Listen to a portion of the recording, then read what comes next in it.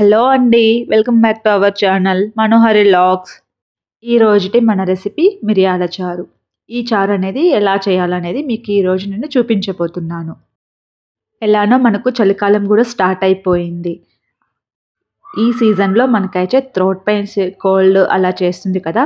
ఆ టైంలో అయితే ఈ రసంని మనం పుల్ల పుల్లగా కారంగా తింటుంటే మనకు చాలా బాగా అనిపిస్తుంది.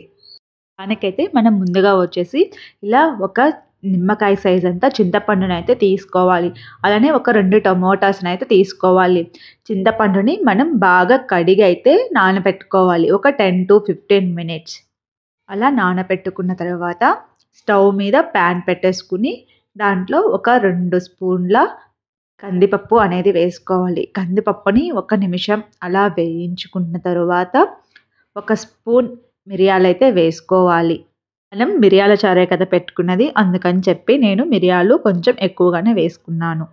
అలానే ఒక హాఫ్ స్పూన్ ధనియాలైతే తీసుకోవాలి. ఇలా మూడిటిని అయితే మనం ఒక 1 ఆర్ 2 మినిట్స్ అనేది వేయించుకున్న తర్వాత కొంచెం జీలకర్ర కూడా వేసుకుని ఇక లాస్ట్‌లో వేయించుకోవాలి. ఇవన్నీ మనమైతే మాడిపోకుండా మీడియం ఫ్లేమ్‌లో పెట్టుకుని అయితే వేయింపుకోవాలి. మీరు కావాలంటే కొంచెం కరివేపాకు కూడా వేసుకుని వేయించుకోవచ్చు. ఇలా ఇవన్నీ గోల్డెన్ బ్రౌన్ కలర్‌లోకి వచ్చేంత వరకైతే వేయించుకుని కొంచెం సేపు పక్కన పెట్టేసుకోవాలి. ఇవి చల్లారే లోపైతే మనం టొమాటో అలానే చింతపండునైతే స్మాష్ చేసుకుందాం. దానికోసం మిక్సీ జార్‌ని తీసుకుని 2 టొమాటోస్ ఉన్నాయి కదా, వాటినైతే ఇలా ముక్కలుగా కట్ చేసుకుని మిక్సీ జార్‌లో వేసుకున్నాను. అలానే మనం ముందుగానే నానబెట్టుకున్నాం కదా చింతపండు, దానిని కూడా వేసుకోవాలి. చింతపండు నానబెట్టుకున్న వాటర్ కూడా వేసేసుకోవాలి. కొంచెం ఉప్పు కూడా వేసేసుకుని మనమైతే మెత్తగా అయితే మిక్సీ పట్టేసుకోవాలి. ఇలా అయితే టెక్స్చర్ అనేది మిక్సీ పట్టేసుకున్న తర్వాత ఇక్కడ నేను ఒక 2 గ్లాసెస్ అయితే వాటర్ తీసుకున్నాను. మీరు కూడా మీకు సరిపడా వాటర్ అయితే తీసుకోండి. దీనికొచ్చేసి ఒక 3-3.5 గ్లాసులు వాటర్ అయితే పడతాయి. అంతకు మించి అయితే ఎక్కువైతే పట్టవు నేను తీసుకున్న క్వాంటిటీకైతే. ఇప్పుడు ఈ మిశ్రమాన్ని మొత్తాన్ని ఒక జల్లెడ తీసుకుని దాంట్లో అయితే ఇలా వడపోసుకోవాలి. ఇలా వడపోసేసుకున్న రసంని మొత్తం మనం పక్కన పెట్టేసుకుని ఇప్పుడైతే మనం రసం పౌడర్ అయితే ప్రిపేర్ చేసేసుకుందాం. మనం ముందుగానే వేయించి చల్లారి పెట్టుకున్నాం కదా, వాటన్నింటినైతే ఇలా ఒక చిన్న మిక్సీ జార్ తీసుకుని దీంట్లోకైతే వేసేసుకోవాలి. వేసుకున్న తర్వాత మనం మిక్సీ పట్టేసుకోవాలి. చూడండి, ఇలా అయితే మనం మిక్సీ పట్టేసుకున్నాం. ఇప్పుడు దీంట్లో వచ్చేసి ఒక 5-6 వెల్లుల్లి అనేది వేసుకోవాలి. వెల్లుల్లి వేసుకుని ఇలా అయితే మిక్సీ పట్టుకోవాలి. మనకిప్పుడు రసం పొడి అనేది రెడీ అయిపోయింది. కావాలంటే దీంట్లోనే కరివేపాకు కూడా వేసి మిక్సీ పట్టుకోవచ్చు.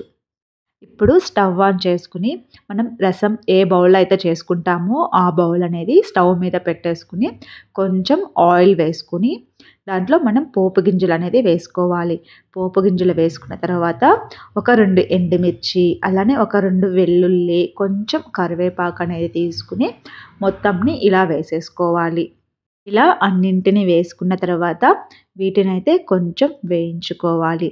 అలానే మనం కొంచెం కొత్తిమీర కూడా వేసుకోవాలి. ఇప్పుడు కొత్తిమీర మనం తిరగమాతలో వేసుకోవడం వల్ల మనకు కొత్తిమీర ఫ్లేవర్ అనేది రసంకి పడుతుంది. అందుకని కొత్తిమీర కూడా వేసుకోవాలి. ఇప్పుడు మనం అవన్నీ వేగిన తర్వాత ముందుగానే మిక్సీ పట్టుకున్నాం కదా రసం పొడి, రసం పౌడర్‌ని మొత్తాన్ని అయితే వేసేసుకుని ఇలా ఒక 30 సెకండ్స్ అయితే వేయించుకోవాలి. ఆల్రెడీ అవి వేయించుకున్నాయే కదా, అందుకని ఎక్కువ సేపు వేయించాల్సిన అవసరం లేదు. మనకు రసం పొడి వేసిన వెంటనే స్మెల్ అనేది గుమాలిస్తుంది. చాలా అంటే చాలా మంచి స్మెల్ వస్తుంది. ఇది వేగాక మనం ముందుగానే మిక్సీ పెట్టి వాటర్ కలుపుకొని ఉన్నాం కదా, ఆ రసంనైతే మనం ఇందులో పోసేసుకోవాలి. మీరు టొమాటోని, చింతపండుని కావాలంటే చేత్తో అయినా చితుపుకొని ఇలా రసం అయితే తీసేసుకోవచ్చు.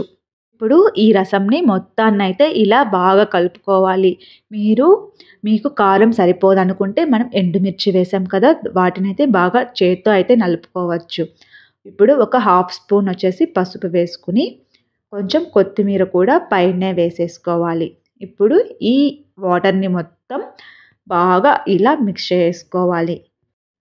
మీకు సాల్ట్ సరిపోదు అనుకుంటే ఇప్పుడు సాల్ట్ కూడా యాడ్ చేసుకోవచ్చు.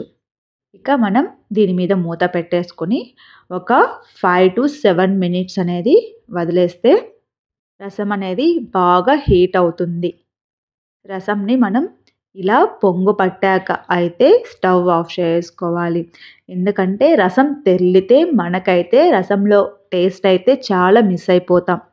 ఇక ఈ వేడి వేడి రసంతో అయితే మనం అన్నం తినేద్దాం. మీరు కూడా ఈ మిరియాల రసంని మీ ఇంట్లో ట్రై చేసి ఎలా వచ్చిందో కామెంట్ చేయండి. ఇలాంటి మరెన్నో రెసిపీస్ కోసం అయితే మన ఛానల్ని అయితే సబ్స్క్రైబ్ చేసి, లైక్ చేసి, షేర్ చేయడం మర్చిపోకండి.